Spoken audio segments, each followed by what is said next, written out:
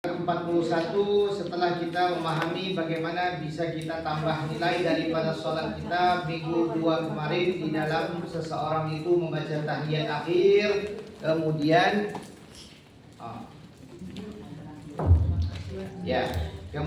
membaca sebuah doa yang mana doa ini dibaca setelah selesai pembacaan fil alamina innaka hamidun majid. Langsung Allahumma ighfirli ma qaddamtu wa ma akhartu. Itu semuanya telah kita pelajari minggu kemarin, dan ini adalah doa warid Rasulullah SAW yang mana perlu kalau bisa kita hafalkan. Kalau nggak bisa hafal, mungkin kita bisa mulai dengan mengambil foto. Kemudian kalau sudah terakhir, kalau sudah baca tahiyat akhirnya, kita bisa buka fotonya di dalam HP, kita lihat dan kita baca dan kita salam. Ya, bagusnya kalau sudah hafal, nggak usah pakai apa-apa. Ataupun bisa aja ditulis kemudian diletak di lantai. Kemudian setelah kita membaca salam, sebelum kita membaca salam kita atau melakukan salam di dalam sholat, langsung dia itu membaca doa ini. Doa yang penuh dengan keberkahan, doa dengan nilainya tinggi karena ada doa yang kita minta untuk diampunkan dosa kita yang lampau, dan juga kita minta Allah Subhanahu wa taala supaya kita terselamat daripada fitnah kubur dan fitnah dajjal. Ini dua-dua fitnah dikhawatiri akan mencemarkan report book kita untuk masuk surga. Tahu report book ya? Tahu report book nggak? Langsung dia begini. Ya, buku catatan amalan kita. Nanti apabila kita dihimpunkan di mahsyar, akan ada satu pintu yang sangat besar di hadapan kita yang akan terbuka. Kemudian kitab yang tertulis namanya Mbak Sofia langsung akan ke tempatnya dia. Itu otomatis itu ya, sangat otomatis. Semua catatan amalan kita daripada pagi sampai malam, daripada lahir sampai mati, itu tertulis setiap saatnya. Di dalam pada kita niat yang baik, maka akan ada pahala. Maka apabila kita melaksanakan sesuatu perbuatan maksiat, akan tercatat. Apabila kita tidak diampunkan, kalau kita diampunkan Allah Subhanahu wa taala karena kita siap untuk berdoa dengan doa seperti ini, maka catatan amalan kita tidak punya dosa catatan walaupun orang tersebut melakukan maksiat tersebut. Karena Allah Maha Pengampun, Allah Maha Pemurah. Apabila seseorang itu minta kepada Allah dengan permintaan yang bersungguh-sungguh, dengan betul-betul dia menginginkan, mengharapkan agar Allah mengampunkan dosanya, maka diampunkan dosanya. Maka pernah dia melakukan dosa ini pada hari itu dan pada hari ini, ketika dibuka buku catatannya tidak ada tertulis apa-apa di situ. Kenapa? Karena diampunkan oleh Allah Subhanahu wa taala.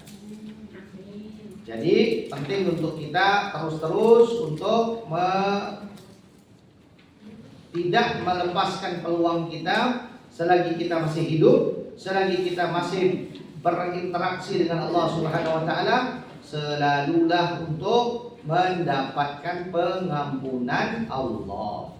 Pengampunan Allah adalah sesuatu yang sangat serius, sangat besar nilainya, dan ianya terbukti di dunia dan di akhirat. Apa di dunia?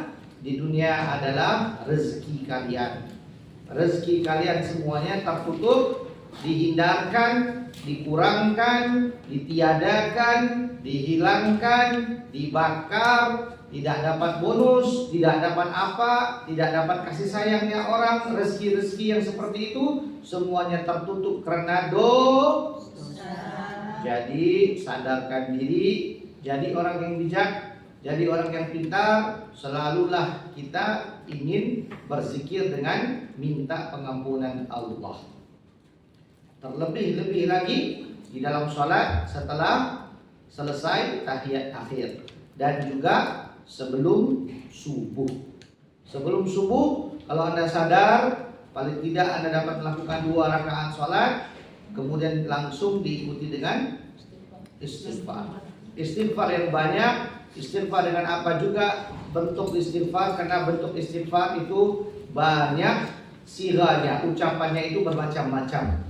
Ya, pakai bahasa apa sekalipun itu tidak mempunyai masalah. Yang pentingnya kita membaca istighfar dan memahami bahwasanya kita melakukan dosa yang kita sadar dan kita tidak sadar, tetapi kita meminta pengampunannya. Paham nggak? Harus bawa pulang ini, harus pahamkan, ikat baik-baik, sematkan di dalam hati Anda, betul-betul pahamkan dan amalkan. Kalau Anda amalkan ini dan Anda amalkan seterusnya untuk tidak melakukan maksiat, karena tahu bahwasanya maksiat adalah menutup bagi segala ruangan kebaikan untuk mendatangi Anda, maka kedua-dua ini perlu dilakukan. Hentikan, kurangkan maksiat Anda, banyakkan istighfar Anda. Nah, ini dua-dua harus dikunci benar-benar, dan kita telah pun pelajari salah satu daripada amalan yang diamalkan oleh Rasulullah SAW dan dianjurkan untuk kita melaksanakannya, dan itu kita tidak pernah bisa melepaskan diri kita daripada melakukan itu, karena kita selalu melakukan sholat. Sholat adalah fardu, ya, paling tidaknya kita melakukan di 5 waktu sholat fardu kita. Sebelum kita salam, setelah tahiyat, baca doa ini, ya, baca istighfarnya, minta perlindungan Allah SWT daripada 2 perlindungan yang bahaya itu, ya, supaya dapat kita diselamatkan, dan insya Allah kita dimurahkan rezekinya, kita diberikan rezeki yang banyak. Amin, ya, insya Allah. Ya, saya rasa kita perlu ada usaha yang besar, ya, ada usaha yang besar usahanya adalah untuk banyak beristighfar. Orang yang banyak istighfar tidak pernah akan gagal, tidak pernah akan dikecewakan Allah. Orang yang banyak beristighfar dan dia itu memegang istighfar daripada kita melatah. Tahu melatah nggak? Apa melatah? Melatah. Perkataannya yang tak Gimana? ucapan yang masih sengaja terus. Itu ada ya, di bahasa Jawanya apa? Melatah. Daripada kita melatah yang macam-macam, daripada kita ngomong yang macam-macam, apalagi yang kata-kata yang nggak bagus, ya, ada aja kata-katanya, nggak tahu kalau bahasa Indonesia itu macam-macam sih. Daripada kita kata yang macam-macam, tukarkan itu dan paksakan diri kita untuk menukarkannya dengan istighfar. Sedikit-sedikit astagfirullahaladzim. Jangan itu nggak ada pahala, dan itu akan hanya mungkin menjatuhkan derajat Anda, ya. Kalau ada orang yang bagus, orang yang berbicara yang baik, makanya sedaya upaya supaya dapat mendapatkan istighfar di dalam semua nilai kata-kata Anda. Apalagi Anda yang bekerja di rumah, lagi sapu, lagi apa, ya, daripada kata macam-macam, lagi baik kamu istighfar yang macam-macam istighfarnya. Bentuk istighfar itu macam-macam, ya, bermacam-macam ucapan caranya. Hafal ya, saya mau ceritakan satu cerita ini, hafalkan baik-baik supaya kamu dapat tahu bagaimana pentingnya orang itu beristighfar. Siapa yang nggak kenal Abu Hanifah di sini? Nggak kenal, saya kenalkan. Kenal nggak? Abu Hanifah adalah imam mazhab, gurunya Imam Syafi'i. Ya, gurunya Imam Syafi'i, gurunya Imam Maliki. Ya, karena beliau adalah yang paling derajat imam mazhab, beliau adalah mazhab yang pertama, ya, yang digunakan. Kemudian karena dia orang alim, nah dia belajar daripada Imam Ja'far As-Shadiq.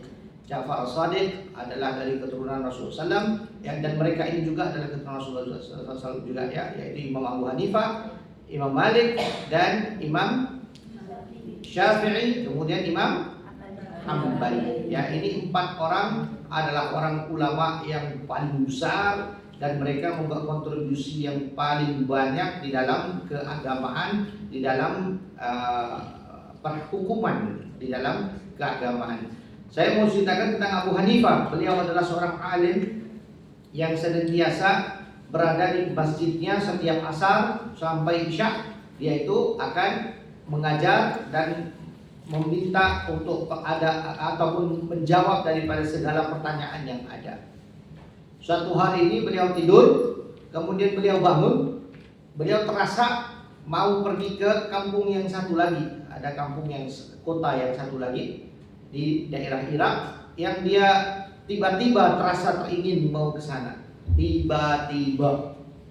Jadi dia siap-siap, nggak tahu kenapa dirinya itu mengajak dia untuk pergi ke sana. Langsung dia siap-siap, dia bawa barang-barangnya semuanya, dia pergi aja, dia keluar dan dia pergi. Ini orang alim ya, orang yang alim.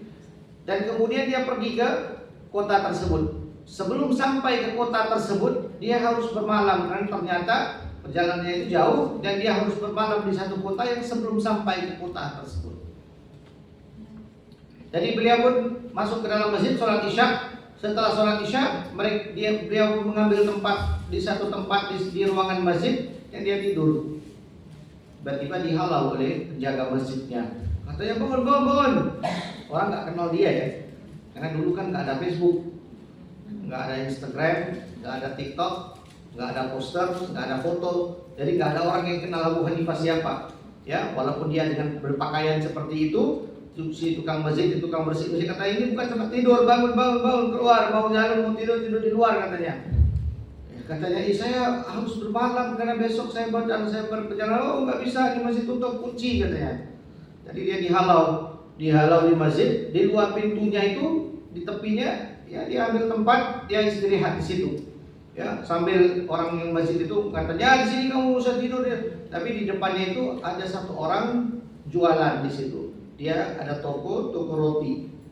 Toko roti di depannya itu dia melihat orang ini kena halau, dia langsung datang. Dia datang, kenapa? Kata ibu, saya dalam perjalanan ini mau tidur. Oh, dia depan aja. Ini saya kerja di sini. Biasanya saya kerja, kadang-kadang saya tidur di sini, kadang-kadang saya tidur di rumah. Ya, malam ini kamu tidur di sini aja. Ya, biar saya nanti besok masuk datang sini, biar saya tidur di rumah katanya. Ya, kata alhamdulillah bagus ya, dia masuk, si tukang roti itu setiap kali dia angkat roti, dia uli ya.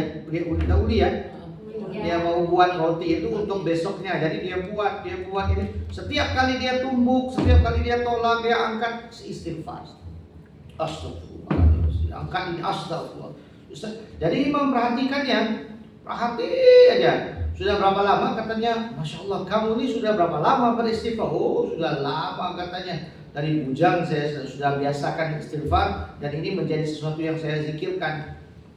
Jadi imam katanya, adakah permintaan kamu yang tidak pernah ditolak, yang tidak pernah dikabulkan oleh Allah Subhanahu wa taala? Katanya, selalunya orang yang beristighfar pasti akan dapat apa yang dia inginkan. Katanya, betul kata kamu, semua yang saya minta saya akan dapat dari Allah Subhanahu wa taala. Cuma satu katanya, saya belum dapat satu lagi. Yang ini selalu saya minta kepada Allah. Dan saya istighfar, doa, tapi istighfar. Saya selalu minta kepada, tapi belum dikabulkan oleh Allah Subhanahu wa taala. Katanya di kota Irak di Busra ada seorang yang namanya Hanifah, seorang alim ulama. Saya ingin banget mau ketemu dia. Nangis Imam Hanifah dia dengar begitu, nangis. Ya Allah, saya itu dikejutkan Allah, disuruh datang ke sini hanya untuk ketemu sama kamu katanya. Subhanallah. Paham tak? Subhanallah. Begitu ya. Jadi seorang alim yang bagaimana sekalipun, karena istighfarnya orang ini yang banyak, Allah kabulkan dia. Bukan dia yang dapat ketemu sama Imam Hanifah di pusat, tapi Imam Hanifah yang keluar kampung untuk ketemu sama dia. Subhanallah. Begitu hebatnya, dahsyatnya kalau orang mengamalkan istighfar. Pertama sekali konsepnya harus benar. Apanya yang benar? Dia tahu bahwasanya dia senantiasa melakukan dosa, sadar ataupun tidak sadar. Kemudian dia juga tahu tiada yang dapat mengampunkan dosa melainkan Allah. Itu ya, itu yang selalu harus di kepala kita. Dan setelah pembersihan, saya kan sering katakan bahwasanya kalau ini satu pipa ya yang bisa masuk air di sini keluar di sana, disebabkan dosa kadang-kadang keliling ini ditutup oleh kotoran yang berkarat sampai air yang bersih tidak bisa keluar masuk dari sini, tidak bisa keluar dari sini. Jadi harus menghilangkan semua yang di dalam ini, dan cara menghilang itu adalah beristighfar. Ketika Anda beristighfar, barulah masuk air di sini dan keluar di sana. Dan kemudian kalau kamu juga mau mengeluarkan sesuatu, ia adalah pengeluaran yang baik-baik sahaja, karena salurannya itu bersih. Pahamkan baik-baik, istighfar adalah sesuatu yang sangat penting, dan itu telah pun kita pelajari. InsyaAllah pada sore ini kita akan langsungkan dengan bacaan setelah selesai sholat ya. Nah, kita akan membaca cara yang diajarkan oleh Rasulullah SAW, pembacaan yang dibaca setelah Anda melakukan Assalamualaikum warahmatullahi wabarakatuh. Assalamualaikum warahmatullahi. Biasanya selesailah sholat, karena apa yang dikatakan sholat adalah dibuka dengan Allahu Akbar, diakhiri dengan salam. Itu sholat. Jadi kalau Anda katakan saya sholat, itu sholat. Dari doa yang ada di setelah sholat itu adalah satu kebaikan dan satu adab yang baik yang Anda bisa praktikkan. Ya, di sana sini ada perbedaannya, malah di Indonesia aja ada perbedaannya. Ya, kadang-kadang kita lihat masuk di masjid-masjid yang berbeda daripada NU, biasanya tidak ada bacaan. Ya, bukan tidak ada bacaan, tetapi mereka baca dengan diam. Mereka baca apa ya? Sama ini. Mereka membaca sama ini, tapi mereka tidak menjaharkan. Apa itu jahar? Menguatkan pembacaan. Pernah nggak masuk di masjid, kemudian jangan pernah di masjid ya, di Makkah aja ya. Di Makkah atau di Madinah kalau kita lihat live di masjid, setelah mereka Assalamualaikum warahmatullahi wabarakatuh, mereka akan diam biasanya. Ataupun dilanjutkan dengan sholat yang lain, yaitu sholat jenazah kalau ada. Kenapa begitu? Karena itulah khilafnya, itulah perbedaan pendapatnya. Ada yang berpendapat bahwasanya setelah sholat itu dibaca dengan kuat, seperti di Indonesia itu dibaca dengan kuat. Assalamualaikum warahmatullahi wabarakatuh. Assalamualaikum warahmatullahi wabarakatuh. Ya, imamnya kalau orang Jawa dia Allahumma antas salam wa minkas salam, baca, dibaca dengan kuat. Ada kalau kita lihat di Masjid Muhammadiyah di Indonesia aja ya. Di Singapura alhamdulillah rata-rata semua masjidnya akan dibaca. Walaupun ini Hanafi, ini mazhab Hanafi ya. Kalau Anda berada di Masjid Abdul Ghafur, Masjid Abdul Ghafur karena dibina oleh asasnya orang India, dari India, maka kebanyakan orang India yang dari India mereka bermazhabkan Hanafi, Imam Abu Hanifah ya. Imam Abu Hanifah adalah imam yang pertama seperti yang saya katakan tadi ya. Kalau Nusantara, Indonesia, Malaysia, Singapura, Brunei kebanyakannya melebihi Imam Syafi'i, mengikuti dalam pelajaran Imam Syafi'i. Allahumma sholli ala sayyidina Muhammad. Apa yang tadi saya ceritakan? Jadi kuat dan tidak kuatnya pembacaan itu khilafnya, tetapi bacaannya sama. Warid dari Rasulullah ini yang dibacakan oleh Rasulullah SAW setelah melakukan sholat. Tetapi pertama sekali pembacaan itu adalah sunnah. Bagus sekali. Ya, apa itu maknanya sunnah? Sunnah itu Anda buat, Anda dapat bonus. Sunnah itu Anda buat, Anda dapat pahala. Sunnah itu kalau Anda tidak buat, ya tidak apa-apa, cuma kamu tidak dapat aja. Tidak dapat apa? Tidak dapat bonus. Tidak dapat berkah, tidak dapat kebaikan yang ada di dalam doa. Terserah, kalau kamu nggak mau ambil, ya nggak mau doa, ya silakan. Apalagi kalau kamu orang sibuk, ya, ataupun kamu sebenarnya dalam waktu pekerjaan, di waktu diberikan waktu untuk sholat aja, ya makanya jangan buang waktu berzikir sholat yang panjang. Kalau Anda tidak diizinkan yang lebih-lebih di rumah majikan Anda. Ya, kalau di rumah majikan Anda diizinkan untuk sholat, maka lakukan sholat saja, langsung kerja lagi. Jangan langsung dulu buka Quran baca ini. Itu semuanya adalah nilai tambahan. Ya, Anda harus paham apa yang Anda diamanahkan. Ya, apabila Anda diberikan sesuatu ruangan, ya kalau majikan Anda oke-oke aja, kalau kamu sholat setelah itu baca Quran dan ambil 10 menit lagi untuk lakukan ibadah seperti ini, boleh, silakan. Tetapi kalau tidak, dia tidak izinkan, dia cuma izinkan sholat aja. Sholat, salam, baca doa yang ringkas, cepat, ya langsung kerja lagi. Nanti mungkin isya ataupun subuh Anda punya waktu yang lebih luas, bolehlah Anda lakukan yang seperti ini. Jadi pertama, doa setelah sholat itu warid, ada di Rasulullah SAW dan dilakukan oleh Rasulullah SAW. Cuman yang dikhilafkan adalah bacaannya kuat atau diam. Baca diam itu artinya baca di dalam hati. Satu lagi adalah khilafnya baca bersama dengan jemaah. Ya, kalau di Singapura kebanyakannya baca bersama dengan jemaah. Kenapa ya? Apa kebaikan di sini? Karena kadang-kadang kita lihat orang yang datang ke masjid, dia pakai baju tapi dia pakai batik juga. Tahu batik? Ya, pasti orang Indonesia tahu batik kan? Tapi batiknya di kulit. Ya. Jadi dia itu baru taubat, baru aja mau benar, baru hijrah, baru mau tahu sholat, baru mau tahu gimana. Kalau imamnya itu baca, kemudian salam, kemudian berdoa, dia ikut tahu, dia akan pelajari. Nah itu adalah satu kebaikan yang kita lihat di Singapura yang melakukan secara rata. Saya rasa saya belum pernah masuk masjid yang diam. Ya maksudnya setelah salam diam, saya belum perlihatkan karena di Singapura rata-rata masjidnya mengamalkan pembacaan dengan kuat dan membimbing. Berarti imamnya itu akan baca bersama, diharapkan supaya makmumnya mengikuti pembacaannya. Dan bacaan itu lebih kurang seperti ini.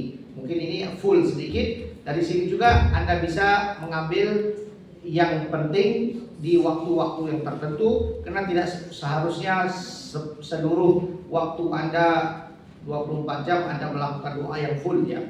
Melainkan kalau betul-betul Anda tidak punya apa-apa pekerjaan, sudah jadi bos, kayak Mbak Sofia udah jadi bos. Ya.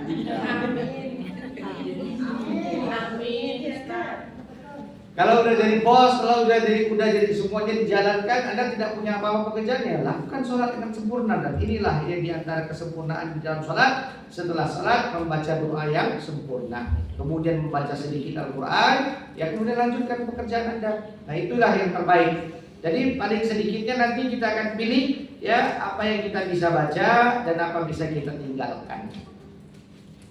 Kita ada 3 muka surat di sini dan waktunya 15 menit aja.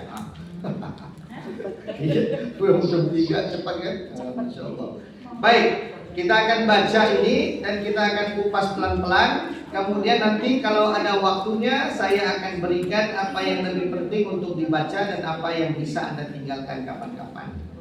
Baik. Jadi ini bacaannya setelah seseorang itu Assalamualaikum warahmatullahi, Assalamualaikum warahmatullahi, dibaca dengan bacaan ini. Mari kita baca sama-sama. Allahumma antas salam wa minkas salam fa hayyina rabbana bis salam wa adkhilna al jannata daras salam tabarakta rabbana wa ta'alaita ya dzal jalali wal ikram. Allahumma la mani'a lima a'taita wa la mu'tiya lima mana'ta wa la radda lima qadaita wa la yanfa'u dzal jaddi minkal jadd. Allahumma a'inna ala dzikrika wa syukrika wa husni ibadatik. Subhana man la ya'lamu qadrahu ghairuh wala yablughu wasifuna sifata. Subhana rabbi Wahhab. Subhana rabbika Rabbil izzati amma yasifun. Wassalamun alal mursalin. Walhamdulillahi rabbil alamin. Nah, itu adalah satu pembacaan pembukaannya. Jadi daripada tadi Allahumma antas salam sampai kepada walhamdulillahi rabbil alamin, itu pembacaan pembukaannya. Kemudian berhenti langsung baca satu ayat Quran, satu lagi zikir. Ini dua-duanya penting. Ini dua-duanya tidak bisa ditinggalkan. Setiap sholat perlu membaca ini karena hadisnya sangat memuliakan orang yang membaca. Barang siapa yang membaca ayat kursi setiap akhir daripada ataupun setiap selesai melakukan sholat, maka akan diampunkan dosanya. Termasuk. Jadi jangan tinggalkan. Walaupun apa yang Anda lakukan, paling pendeknya Allahumma antas salam wa minkas salam wa ilaika ya'udzus salam. Langsung terus baca ayat kursi. Baca ayat kursi kemudian diikuti dengan 33 kali ini 3 ayat. 33 kali subhanallah, 33 kali alhamdulillah, 33 kali Allahu akbar. Ya, jadi ini dua perkara ini jangan ditinggalkan. Ayat kursi sama 33 kali yang 3 itu. Setelah Anda selesai 33 kali subhanallah, alhamdulillah, Allahu akbar, semuanya 33 kali, Anda akan akhiri dengan 100 kali semuanya. Tadi kan 33 campur 33 jadi 66. 66 campur 33 jadi 99. Dilengkapkan dengan 100 kalinya dengan ucapan La ilaha illallah wahdahu la syarikalah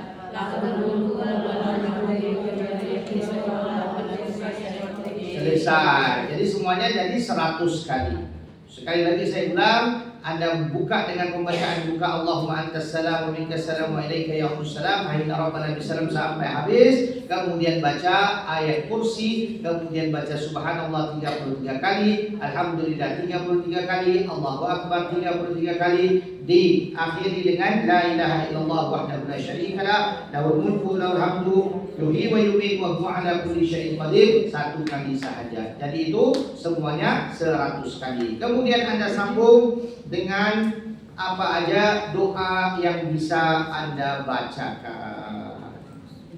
Ini saya berhenti, saya tidak mau masuk di sini dulu. Saya kembali kepada yang tadi itu, Allahumma antas salam, dan saya akan bacakan maknanya. Nah, pertama sekali saya ingin mengatakan bahwasanya Rasulullah SAW pasti akan membaca ini, dan itu tidak diwajibkan untuk umatnya, tapi disunnahkan. Of course, satu kebaikan yang sangat besar ada di sini, karena setelah selesai sholat ada hadis yang sangat banyak yang menyatakan tidak akan tertolaknya doa seseorang setelah dia melakukan sholat.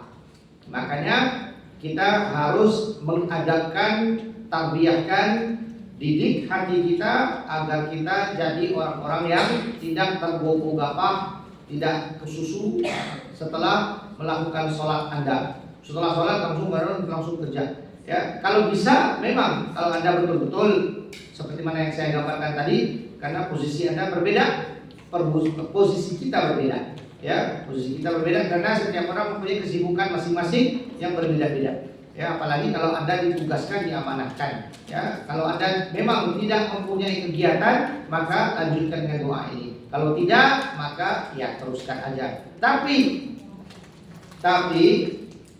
kalau bisa, seperti mana yang saya katakan tadi, kalau misalnya nih Anda memang harus buru-buru setelah melakukan sholat, maka jangan lupa untuk mengisi perjalanan tukar baju Anda untuk tukar bekerja lagi dengan pembacaan ayat kursi dan 33 kali itu sambil jalan sambil melakukannya.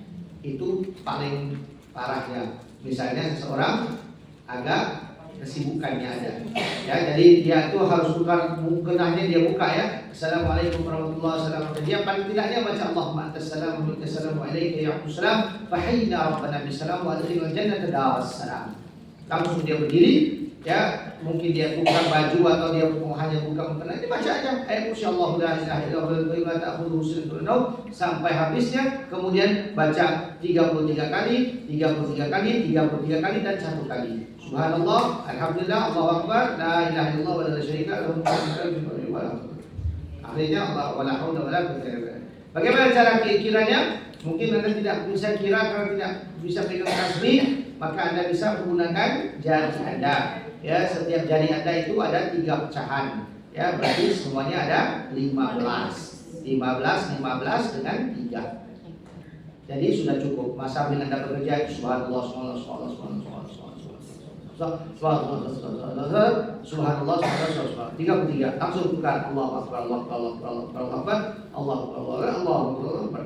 Gitu, selesai 33. Lepas itu langsung baca la ilaha illallah wa la syarika lahu. Jadi waktu dan kesempatan itu jangan dijadikan alasan, ya. Kalau bisa, karena sayang, ya sayang banget kalau ini diputuskan dengan begitu saja. Ayo kita baca maknanya dulu. Dari tadi itu kita baca Allahumma antas salam wa minkas salam wa fa'inna rabbana bisalam wa adkhilna jannata dar salam. Siapa yang mau baca? Ada yang bisa baca? Vina. Mbak Vinanya mana Mbak Vina? Maknanya aja baca. Wahai Allah,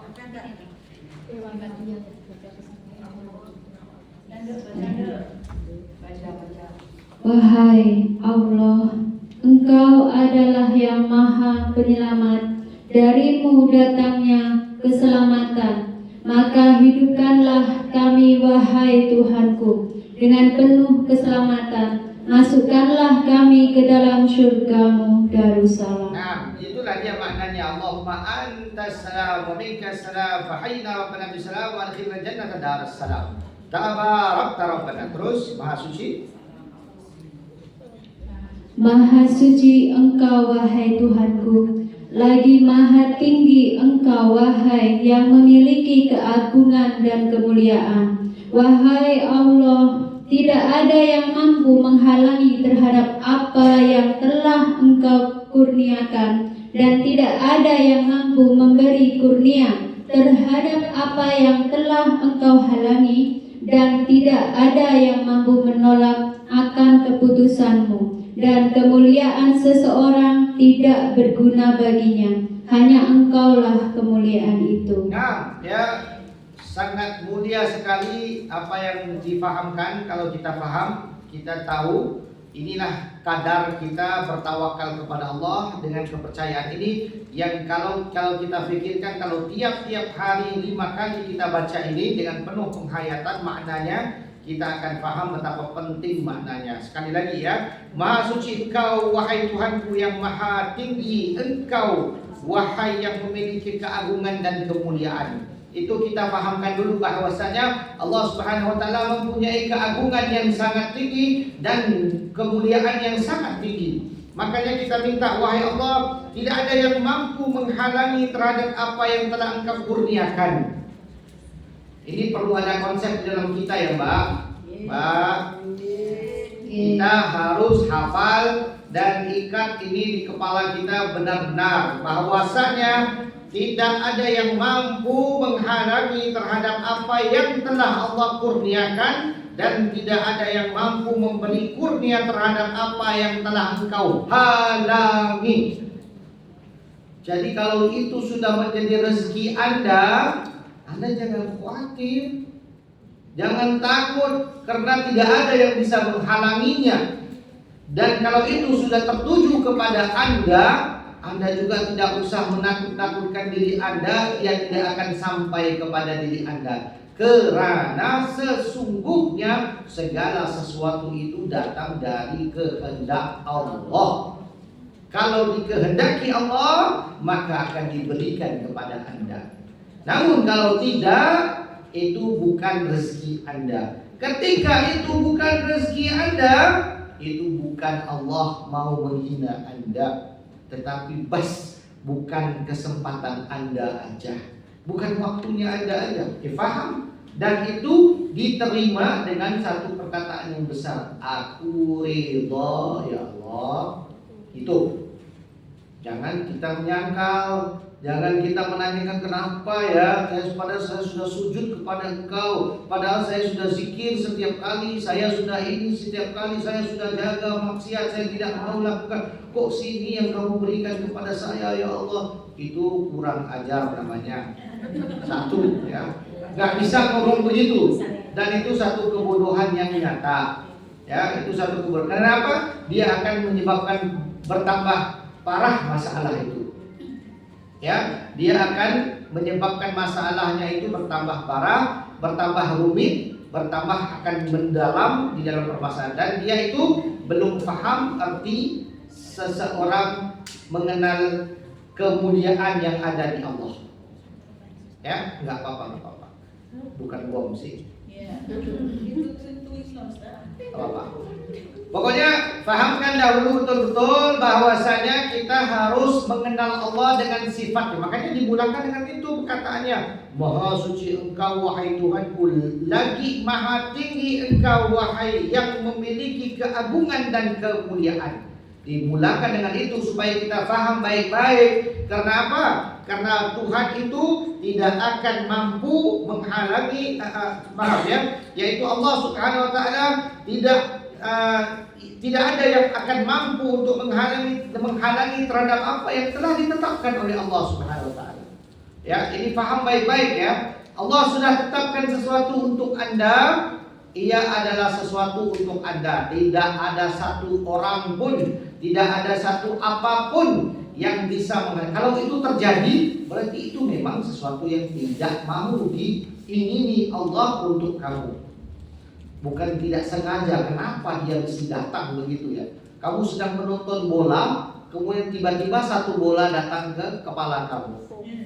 Ya, itu bukan halangan yang mana Allah halang kamu, tapi memang Allah memang tidak mau kamu melihat itu. Makanya bola itu datang ke kamu. Terima aja apa yang menjadi ketetapan daripada Allah. Makanya itu perlu seseorang itu mendapatkan konsep ini supaya segala macam yang terjadi di dalam dunianya itu memang sesuatu yang ditulis oleh Allah SWT. Yang lebih jelas lagi adalah Anda. Tadi siapa Pak? Rina ya? Siapa namanya? Ya, Tini. Tini. Ya, Fatih sudah nikah. Sudah nikah. belum. Belum. Belum yang kedua kali.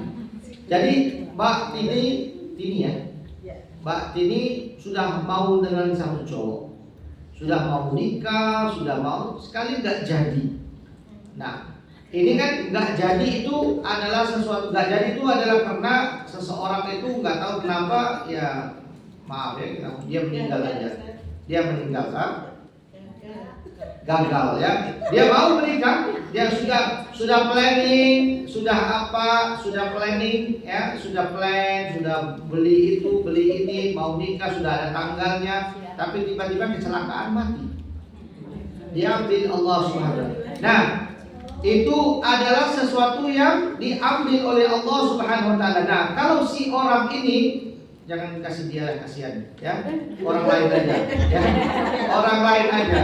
Jadi orang lain itu mengangkat, ya Allah, kenapa kamu buat aku begini ya Allah? Sudah 6 bulan aku belum apa-apa, persiapan aku tertuju kepada ini. Aku sudah beli itu, beli ini, semua tahu, orang kampung semuanya sudah tahu. Kau ambil dia, tega engkau ya Allah. Itu semuanya adalah sesuatu yang tidak bisa diucapkan. Karena apa? Karena ketika Allah SWT menghalanginya, ia adalah kehendak Allah, bukan karena siapa itu telah melanggar dia atau kecelakaan disebabkan daripada orang itu, disebabkan ceritanya kenapa dia mati karena dia dilanggar oleh orang tersebut. Itu semuanya adalah drama yang diinginkan Allah Subhanahu wa taala. Bagaimana cara dia mati? Kamu mau salahkan orang yang membunuh dia ataupun melanggar dia ataupun menyebabkan kecelakaan itu bukan satu alasan yang perlu kita lihat dengan baik-baik, dengan teliti. Semuanya itu telah terjadi karena ia adalah menjadi kehendak Allah. Dan satu lagi yang perlu Anda pahamkan baik-baik adalah kenapa Allah Subhanahu wa taala mau menjadikan itu kepada orang tersebut, perempuan tersebut, karena dia sayang betul-betul dengan orang tersebut. Tapi karena kita pendek kepalanya, pemikirannya itu tidak sampai ke sana, kita jadi marah-marah. Padahal kita nggak tahu laki-laki itu sebenarnya tidak cocok untuk kita. Karena Allah SWT sayangi kita, Allah ambil dia untuk kita nanti kalau bisa sabar. Kalau si siapa itu bisa sabar, bisa baik, insya Allah akan datang lelaki yang lebih mulia, yang lebih cocok untuk dia. Amin. Itu kalau dia bisa sabar, kalau dia bisa melihat, kalau dia bisa melihat betul-betul bagaimana Allah Subhanahu wa taala dengan kemuliaannya, dengan maha kuasanya dia. Itu kalau kita bisa melihat Allah dengan apa yang terjadi. Itu yang dikehendaki oleh kita sehari-hari ini. Biasanya orang yang akan mengenal Allah akan melewati hari-harinya dengan baik. Gimana? Nangis boleh aja. Boleh sedih. Kenapa? Boleh bersedih karena Rasulullah SAW juga bersedih ketika meninggalnya Abdullah. Rasulullah SAW, ini Nabi ya, ini Nabi Muhammad yang inginkan banget anak lelaki. Allah berikan 2 anak lelaki, dua-duanya meninggal. Satu ketika lahir, satu lagi ketika berat 2 tahun atau 3 tahun. Kamu lihat ya, ini Nabi diambil Allah SWT dan beliau nangis, sedih. Itu sedihlah orang meninggal, tapi menerima apa yang diputuskan oleh Allah SWT sebagai sesuatu yang menjadi takdir buat dirinya. Nah, ini penting untuk kita semuanya. Karena kematian ataupun kehilangan bakal suami itu bukan kehilangan segalanya. Sebenarnya itu bukan, tapi pada kita yang pendek pemikirannya, kita akan wah itu sudah selesai, saya sudah habis sudah. Padahal ya begitulah dia. Ya, kita lanjutkan sedikit ya. Nah, wahai Allah bantulah. Wahai Allah, bantulah kami untuk selalu ingat kepadamu dan mensyukuri dalam melakukan ibadah kepadamu. Maha suci Allah, zat yang tidak ada yang lebih mengetahui kedudukannya lebih daripadanya, dan tidak akan mampu sesiapapun untuk mensifati kesempurnaan sifatnya. Maha suci Tuhanku, yang maha tinggi lagi yang maha pemberi anugerah. Nah, ya. Jadi kalau Anda lebih baik untuk Anda baca di dalam bahasa Melayu, bahasa Indonesia daripada Anda membaca Allahumma antas salam, tidak apa-apa. Gunakan aja pakai bahasa Melayu ini untuk beberapa tahun, kemudian nanti kembali ke bahasa Arabnya supaya Anda paham maknanya. Jadi makanya saya kan tadi Anda telah memuja Allah dan memahami kedudukan Allah, kemudian masukkan sesuatu yang ada terjadinya, apa juga kejadiannya adalah kehendak Allah, kemudian Anda menyantuni sekali lagi, memahami Allah Subhanahu wa taala, dan Allah akan membantu Anda ya di dalam sesuatu yang Anda inginkan. Ya. Nah, ini doa ya. Allahumma a'inna ala dzikrika wa syukrika wa husni ibadatik adalah satu doa yang diajarkan Nabi Muhammad SAW kepada salah seorang sahabatnya. Kita lanjutkan sedikit. Allah Maha Suci. Maha suci Tuhanmu, Tuhan yang maha mulia dari apa-apa yang mereka sifatkan. Semoga selamat dan sejahtera selalu bersama para Rasul. Segala pujian hanyalah untuk Allah, Tuhan semesta alam. Nah, ya, setelah itu Anda membaca ayat kursi dan 33 yang itu, ya, kemudian dilengkapkan dengan yang satu, yaitu la ilaha illallah wahdahu la syarika lah, lahul mulku wa lahul hamdu wa ala kulli syai'in qadir. Baik, kita berhenti di sini. Inilah dia pembacaan yang bisa Anda bacakan sebelum kita masuki di dalam doa setelah sholat yang bisa kita bacakan tahun depan insyaallah ya. Karena minggu hadapan dan minggu satu lagi saya tidak akan masuk karena saya umrah. Jadi bareng sama Pak Sofia. Iya betul.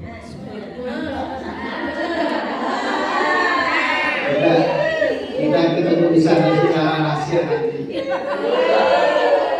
Tapi harus ngomong sama istri saya dulu. Kalau mau ketemu. Nggak tahu lah ya. Pokoknya saya sampai tanggal 29 sampai 3 saya ada di Mekah. Saya cuma beberapa hari aja. Karena saya ada beberapa acara di Riyadh nanti. Baik, Allahu a'lam bishawab. Kita berhenti di sini. Sebelum kita baca doa penutup, ada soalan atau pertanyaan yang Anda mungkin mau tanyakan?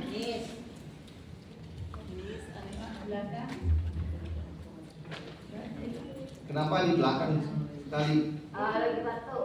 Oh batuk. Menyendiri. Iya, iya. Pak Ustaz, Semoga saya mau sehat. tanya. Iya. Itu maaf ya, bos saya kan itu habis sholat maghrib terus itu masih pakai makanan, tengok TV, terus tidur tuh mau sholat isya nggak wudhu lagi kan nggak boleh kan? Baik ya. Tapi saya diam aja, saya tak berani. Baik, Saya diam aja lah, saya sholat. bagus ya. Jadi kita pernah pelajari ya. Ini 4 perkara yang akan batalkan wudhu ya. Kita akan pelajari sekali lagi, yaitu pertama sekali sesuatu yang keluar daripada kemaluan depan ataupun belakang keluar ya. Sesuatu yang keluar itu akan batal. Air, angin, batu, kaca, semuanya batal. Tapi keluar ya, depan ataupun belakang. Kemudian Anda memegang kemaluan Anda ataupun kemaluan orang lain dengan telapak tangan. Ya, telapak tangan Anda menggunakan untuk beristinja kepada majikan Anda yang cewek. Anda pun cewek juga batal. Karena Anda menggunakan telapak tangan untuk beristinjakan anak. Walaupun itu kemaluan orang lain, walaupun dia itu sama jantina dengan Anda, batal untuk Anda. 2. Ketiga, memegang yang bukan mahram, ya, majikan Anda, orang lelaki dewasa, Anda terpegang dia batal untuk Anda. Yang terakhir adalah hilang akal. Hilang akal disebabkan pingsan, mabuk ataupun tidur. Kalau dia tertidur dan tidurnya itu di lantai dan dia duduk dan dia bangun sama, itu tidak batal. Tertidur, tapi dia duduk di lantai yang keras di bawah, bukan sofa ya. Kalau dia duduk di sofa batal. Karena kalau seseorang itu duduk begini dan dia itu tidak terlampau gemuk dan tidak terlampau kurus, dia akan maintain. Tidak ada, insya Allah tidak ada apa yang akan keluar dari bawah. Tapi kalau dia itu tidurnya begini, bangunnya langsung berarti dia sadar dari tidurnya dia sudah baring, itu batal wudunya. Jadi ini 4 perkara yang akan batalkan. Nah, kamu jelaskan harus, karena kita walaupun kita anak kepada seorang ayah dan ayah kita melakukan sesuatu yang mungkin dia belum paham dalam agama, kita harus bilang. Nah, apalagi kita pekerja dan majikan, kalau majikannya nggak paham kita kasih tahu. Dan nggak usah marah-marah, saya kasih tahu aja. Nah, alhamdulillah ya, bagus ya. Saya berikan Anda satu contoh di mana bagaimana bijaknya seorang anak yang umurnya 6 dan 8 tahun. Sayyidina Hasan dan Sayyidina Husain ketika mereka bermain-main, mereka melihat ada seorang tua yang tidak wudhunya dengan benar. Jadi mereka tidak tahu bagaimana mau menegurnya. Lihat ya, benar-benar lihat ini, pahamkan. Jadi Hasan dan Husain ngomong, ini salah begini, katanya. Udah nggak apa-apa, kita tegur secara bagaimana kita bisa mempertikaikan. Jadi Anda yang melakukan kesalahan itu, nanti saya tegur, kemudian nanti saya tanyakan orang tua ini mana yang betul. Jadi dia sadar dengan sendirinya, itu bijak namanya.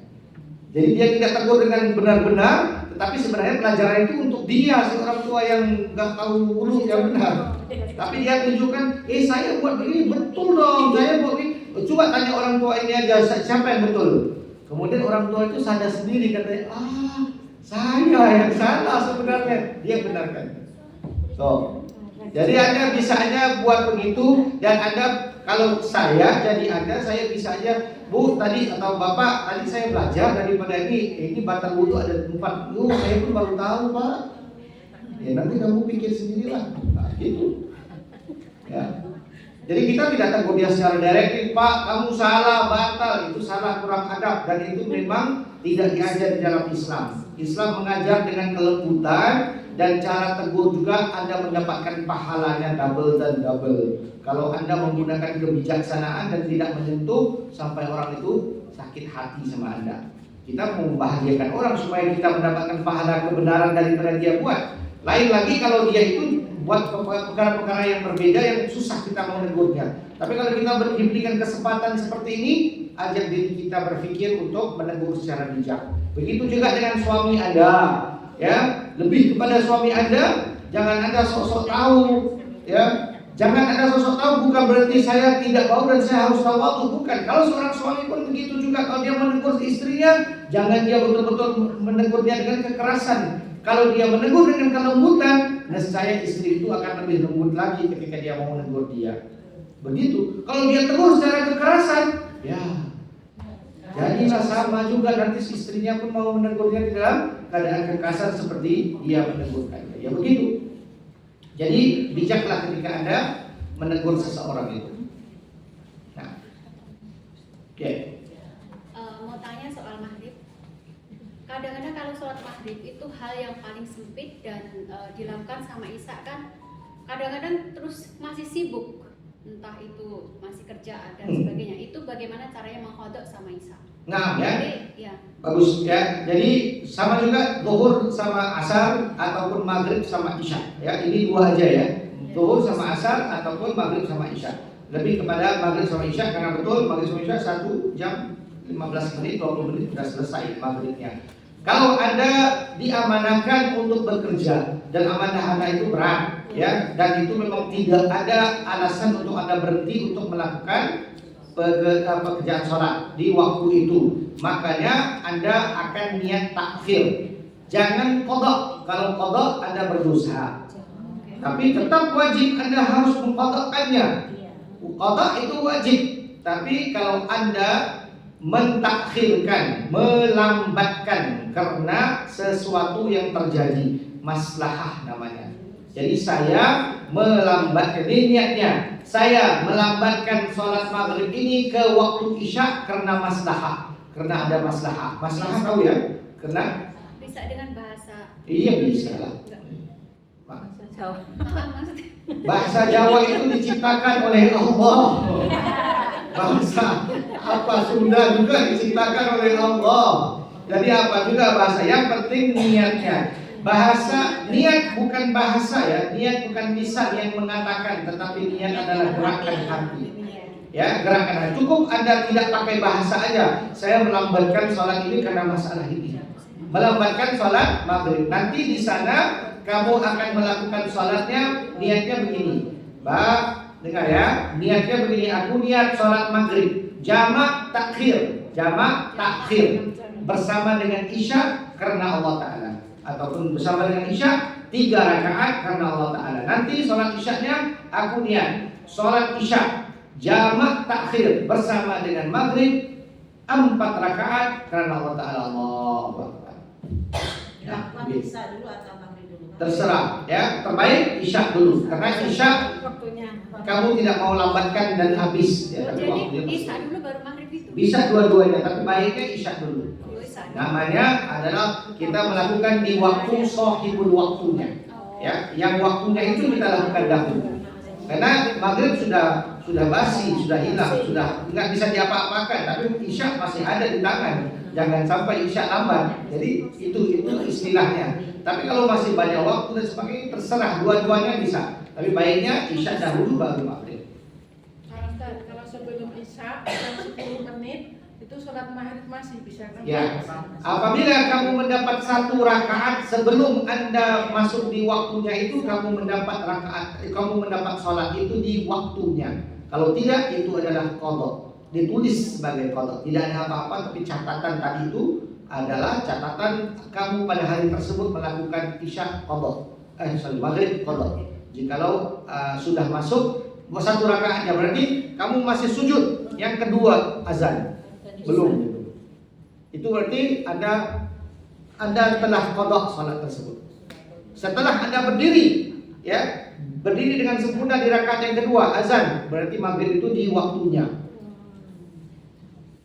Ya. Begitulah. Cukup? Cukup ya. Bismillahirrahmanirrahim. Satu lagi. Berarti maksudnya walaupun di kodok hanya membaca ini satu kali saja. Sedikit lagi sekali. Atau setelah kodok maksudnya isya dulu, terus kita baca ini dulu, baru maghrib baca lagi gitu. Boleh, ya. Memang seharusnya begitu karena setiap satu itu mempunyai satu doa, ya. Tapi yang kita lakukan itu jamak takhir itu namanya bukan qadha, ya. Namanya sholat takhir. Kamu jamak takhirkan. Ya. Kenapa saya katakan begitu? Karena qadha itu adalah seseorang yang terlupa sholatnya di waktunya. Anda tidak terlupa, Anda masih ingat, makanya Anda combine-kan. Dalam maghribnya kamu suka, ya Allah, saya nggak bisa sholat ini karena masalah ini. Saya lambatkan aja ya Allah. Jadi Anda tidak lalai di dalam sholat. Tapi kalau Anda terlupa sampai isya baru saat itu qadha namanya, Anda terlupa. Makanya dosa di situ lupanya. Karena Anda lalai di dalam melakukan sholat di waktunya, tapi tetap wajib kamu untuk membayar itu namanya qadha. Ya. Baik, bismillahirrahmanirrahim. Ya Rabbana tarafna bi annana tarafna wa annana asrafna ala radha ashrafna fatub alaina tawba tamsil li kulla hawba wastur lana al-awrati wa amini rawati واغفر لوالدينا ربي ومولودينا والإخواني وسائر خلاني وكل ذي محبة أو جيرة أو آمين ربي فاسمع فضلا وجودا منا لا باكتساب منا بالمصطفى نرضى بكل سول صلى وسلم ربي وآله وصحبه والحمد لله في البدء والتناهي والحمد لله رب العالمين.